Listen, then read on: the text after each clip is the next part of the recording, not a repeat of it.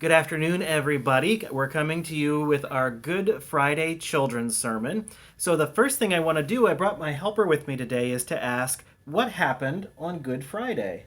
Jesus died on the cross for us. Jesus died on the cross for us. So, what I want to do a little bit is just tell you it's a different version of the story. I want to read you a story. It's called The Tale of Three Trees. And this is one of my favorite kids' books. So I'm going to read this one to you, and then we're going to talk a little bit, okay? Once upon a mountaintop, three little trees stood and dreamed of what they wanted to be when they grew up.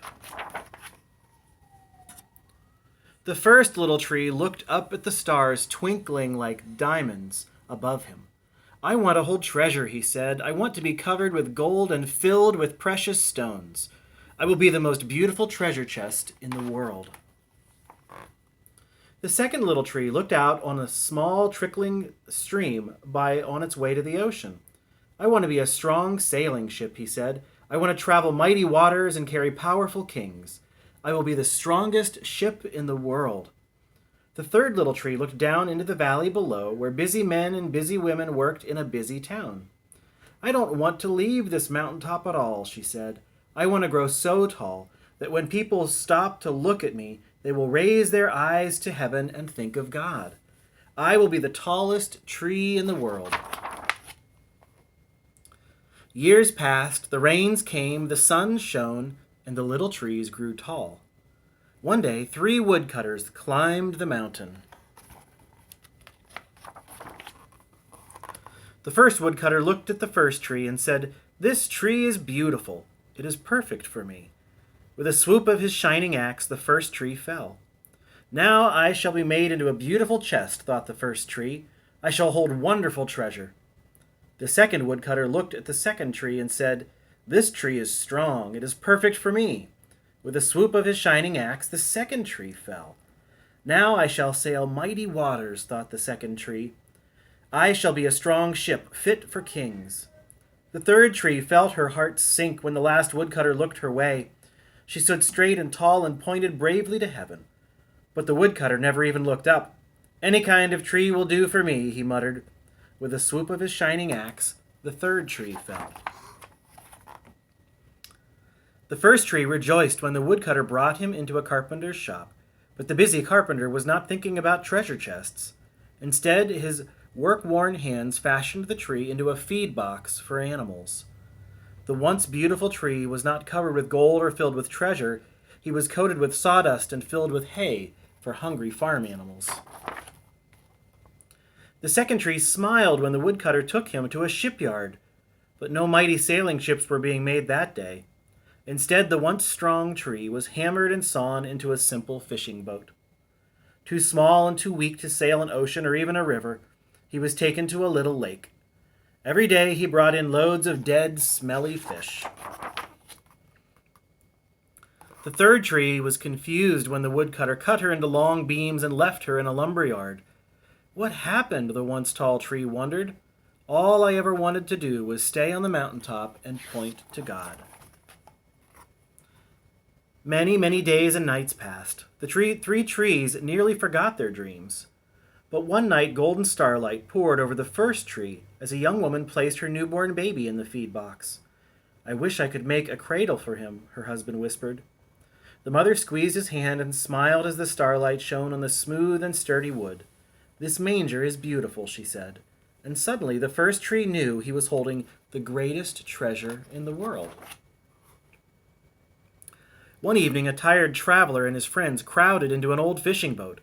The traveler fell asleep as the second tree quietly sailed out into the lake. Soon a thundering and thrashing storm arose. The little tree shuddered. He knew he did not have the strength to carry so many passengers safely through the wind and rain. The tired man awakened. He stood up, stretched out his hand, and said, "Peace." The storm stopped as quickly as it had begun, and suddenly the second tree knew he was carrying the King of heaven and earth. One Friday morning, the third tree was startled when her beams were yanked from the forgotten woodpile. She flinched as she was carried through an angry, jeering crowd. She shuddered when the soldiers nailed a man's hands to her. She felt ugly and harsh and cruel. But on Sunday morning, when the sun rose and the earth trembled with joy beneath her, the third tree knew that God's love had changed everything. It had made the first tree beautiful. It had made the second tree strong. And every time people thought of the third tree, they would think of God. That was better than being the tallest tree in the world. So in our story, each of the trees wanted to grow up to be something. And the first one ended up being the manger for Christmas, as baby Jesus was placed in the manger. So it held that great treasure. The second one wanted to be a ship and carry kings across the ocean. And it ended up carrying Jesus and his disciples, a king. And the last one wanted to point people to God, and it became the lumber, the beams for the cross, which points us always to God. So on Good Friday, it might sound strange that the day we talk about Jesus dying, we refer to as it being good. But it's good because that's the day that Jesus died for you and for me, so that we can be with God forever, because God loved us so much. And so I asked everybody in my family to draw me a picture and to show me what they would put up if I asked them to draw what love looks like. So Catherine's going to show you hers. Can you tell us what it is, Catherine? It's my family.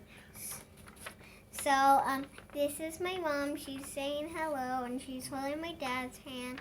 And this is my dad saying hi, and he's holding my mom's hand, and he's holding my back. And I'm saying hi and holding my dad's hand and my sister's hand. And Elena's holding my hand, and she's saying hello, and she's petting my dog, Stella. Thank you, Catherine. And then so Danielle and Elena drew ones that had hearts, and they have a bunch of words on there that talk about what love is and what love means to them and what reminds them of love, okay? And the last thing, this is the one I drew one that talks about God's love. And especially today on Good Friday, I want us to think a lot about God's love for us. So today, if you want to take a piece of paper, you can invite everybody else in your family to do the same thing. Draw a picture of love, of what you think love looks like. And that can be a lot of different things. Or you can write words, and then if you want to post your picture in the comments, you can let us know what love is like for you. But today on Good Friday, I want you to remember that God loves you. And God loves you so much that he sent Jesus to die on the cross for us. Everybody have a Good Friday. We'll see you again tomorrow for the children's message for Easter. Bye. Take care.